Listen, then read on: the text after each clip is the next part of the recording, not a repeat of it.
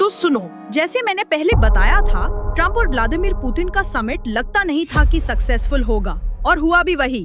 Putin ने Trump को ground reality दिखा दी। उन्होंने कहा, भाई, रशिया अब यूक्रेन में इतना आगे बढ़ चुका है और एक एक करके हम जमीन कैप्चर कर रहे हैं। उनका सीधा कहना था, या तो आधा यूक्रेन दे दो या ये डील नहीं होगी। अब ट्रंप ऐसी डील को कैसे एक्सेप्ट कर सकते थे? इसलिए अलास्का में ये समिट पूरा फेल हो गया। ना कोई सीजफायर हुआ, ना कोई डील, ना कोई समझौता। बस दोनों लीडर्स ने हाथ मिलाया और पुतिन ने ट्रंप को कहा, अगली बार रशिया आ जाना समिट के लिए। ट्रंप थोड़ा नर्वस हो गए, बोले, सोच के बताता हूं। और समिट के एंड में ट्रंप ने ये कहा, पुतिन, मैं तुमसे जल्दी ही दोबारा मिलूंगा। लेकिन पुतिन ने जवाब दिया, अगली बार रशिया में मिलो। ये वीडियो एक बार सुनो आप। Again, Mr. President, I'd like to thank you very much, and we'll speak to you very soon and probably see you again very soon. Thank you very much, Vladimir. Next time in Moscow. Oh, that's an interesting one. I don't know. I'll get a little heat on that one, but I could see it possibly happening. Thank you very much, Vladimir. And अब ये देखो, Vladimir Putin ने English में थोड़ी सी बात करके Trump को clear कर दिया कि रशिया आज के टाइम में कितना कॉन्फिडेंट है। उन्होंने ये दिखाया कि यूएसए के पास अब ज्यादा ऑप्शंस बचे नहीं हैं। ट्रंप की स्ट्रैटेजी थी कि इंडिया पे प्रेशर डालो, इतने टैरिफ्स लगा दो कि रशिया का सबसे बड़ा ऑयल बायर यानी इंडिया उनके प्रेशर में आके रशिया से ऑयल खरीदना बंद कर दे। लेकिन ये स्ट्रैटेजी पूरी तरह से बैकफायर कर गई। इंडिया ने न सिर्फ रशिया से ऑयल खरीदना जारी रखा, बल्कि अगस्त के पहले 15 दिनों में 2 मिलियन बैरल्स पर डे यानी 20 लाख बैरल्स रोज ऑयल रशिया से खरीदे। और एक डेटा और सामने आया है, इंडिया ने इराक से ऑयल इंपोर्ट कम करके रशिया से और ज्यादा लेना शुरू कर दिया है।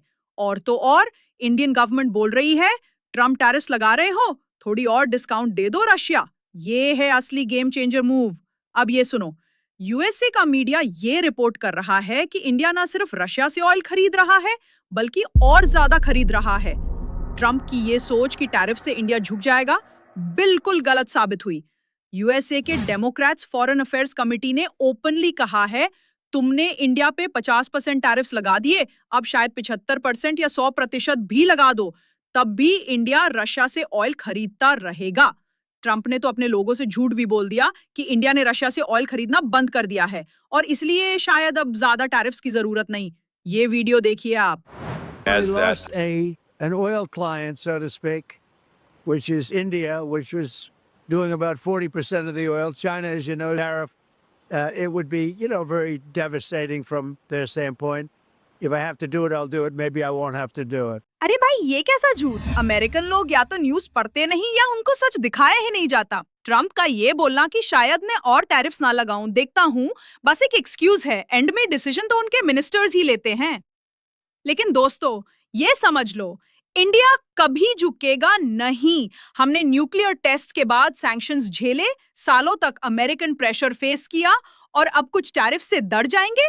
ट्रंप का ये पूरा प्लान ही गलत था। उन्होंने सोचा था कि इंडिया पे इतने टैरिफ्स लगा देंगे तो रशिया ऑयल बंद कर देगा, लेकिन इंडिया ने उल्टा रशिया से और ज्यादा ऑयल लेना शुरू कर दिया। ये है हमारी रेजिलियंस। कई लोग कह रहे हैं कि ट्रंप ने इस एक गलती से 25 साल की इंडिया यूएसए डिप्लोमेसी को मिट्टी में मिला दिया। और ये समिट, इसका कोई रिजल्ट नहीं निकला, ना सीज फायर, ना डील, बस टाइम वेस्ट। अब सवाल ये है, क्या अब एक और समिट होगा जिसमें ट्रंप, पुतिन और ज़ेलेंस्की तीनों होंगे? ऑनेस्टली, ज़ेलेंस्की शायद इसमें इन्वॉल्व नहीं होंगे और लगता है रशिया यूक्रेन वॉर अभी कई सालों तक चलती रहेगी।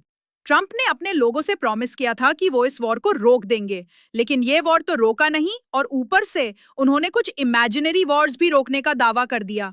फनी बात यह है कि ट्रंप ने रिसेंटली कहा, चाइना के शी जिनपिंग ने मुझसे कहा है कि जब तक मैं ऑफिस में हूं वो ताइवान पे अटैक नहीं करेंगे। अरे भाई, कौन ऐसी बातें ओपनली बोलता है? अगर कल चाइना ने ताइवान पे अटैक कर दिया तो ट्रंप की क्रेडिबिलिटी और नीचे गिर जाएगी। लेकिन एक बात के लिए ट्रंप को क्रेडिट देना पड़ेगा, ये समिट होस्ट करना बड़ी बात थी। ये पहली बार था जब यूएसए और रशिया का समिट अमेरिका की जमीन पे हुआ 2007 के बाद। तब जॉर्ज बुश के टाइम में ऐसा हुआ था और ट्रंप का पुतिन के साथ ये पहला समिट था सिंस 2015। ये समिट अरेंज करने में सालों लग जाते हैं। तो अगला समिट शायद अभी दूर है। ट्रंप ने अपनी तरफ से F-2 फाइटर जेट्स और B-2 बॉम्बर्स दिखा के रशिया को अपनी पावर दिखाने की कोशिश की, लेकिन रशिया के फॉरेन मिनिस्टर लैवरोव के टोने और उनकी टी शर्ट से ही क्लियर था कि ये लोग डील के मूड में नहीं आए थे। हाँ, टी शर्ट। उन्होंने एक टी शर्ट पहनी थी जिसमें लिखा था USSR यानी सोवियत यूनियन। मतलब रशिया का माइंडसेट ये था कि वो अभी भी USSR के जमाने में है। जब मैंने ये टी शर्ट देखी, मुझे तभी पता चल गया था कि ये समिट फेल होगा। एक और इंटरेस्टिंग बात, एक रीसेंट वीडियो में पुतिन एक रशियन बच्चे से बात कर रहे थे जो ज्योग्राफी का मास्टर है।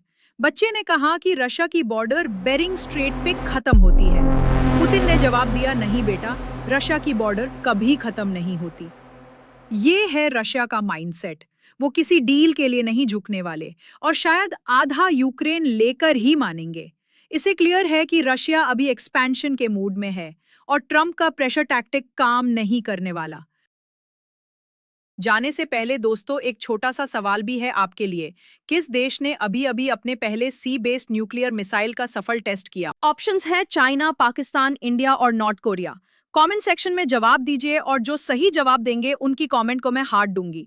तो दोस्तों, अगर आपने चैनल अभी तक सब्सक्राइब नहीं किया तो जल्दी से कर लो, और जैसे मैं हमेशा कहती हूँ, मे the gods watch over you. मिलते हैं नेक्स्ट वीडियो में। Stay curious, stay safe. Thank you.